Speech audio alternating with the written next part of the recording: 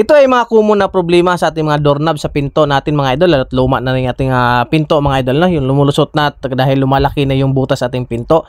Alam nyo ba mga idol na may nabibili ng mas malapad na cap ng doorknob mga idol para masolusyonan yung paglalaki ng butas ng ating pinto, ano?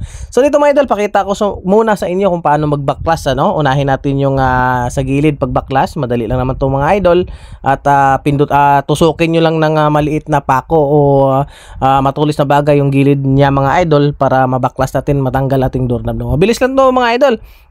Napaka basic lang to namang pag-install o pag-dismantling ng doorknob, ano? Ayan, hinuhugot-hugot lang yung mga idol. Then ipupost mo lang yung tinanggalan ng screw. Yan ganun lang kasimple idol. Then pag-install ng bagong doorknob idol, unahin mo lang yung kanyang plate, ano, sa latch assembly sa may gitna ng ating pinto sa gilid, ano? Ganun lang. Ibalik mo lang, basic lang naman tong ating ginagawa mga idol.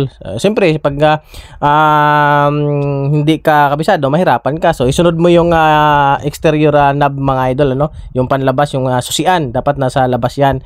Then ngayong panglock sa loob mga yung key way mga idol ay nasa loob dapat yan, ano. So ganoon lang idol, balik mo lang yung kanyang spring clip sa ilalim, yung kanyang mounting plate na. Hindi na screw mo lang yung mga idol. Yan, ganun lang kadali magkabit ng doorknob mga idol. So kung makita niyo naman mga idol, ay napakaganda na po ito mga idol. Na-cover na po ang kanyang malaking butas sa pinto, ano. So isunod mo lang yung yun. Tapos tornilyo nyo lang mga idol. Din salpak mo lang, may guide naman yan idol, no. Yan. So may vlog tayo nito idol kung paano mag ano ng doorknob, ano. So yun doon hanapin sa aking mga playlist yan mga idol. Ganun lang kasimple idol. Mabilis na mabilis lang ito. Kung makita nyo mga idol, yun, no. Sakop na, no, sakop ng butas na malaki. Yung existing mga idol lumulusot kaya lumuluwag, no. Kung makita mo niyan, cover na yung malaking butas. Kaya yun ang solusyon natin mga idol. Kung ganoon ang maging sitwasyon na yung doorknob na lumaki na yung butas, lumulusot na, makakabili na po tayo idol na mas malaki yung cap ng doorknob, ano.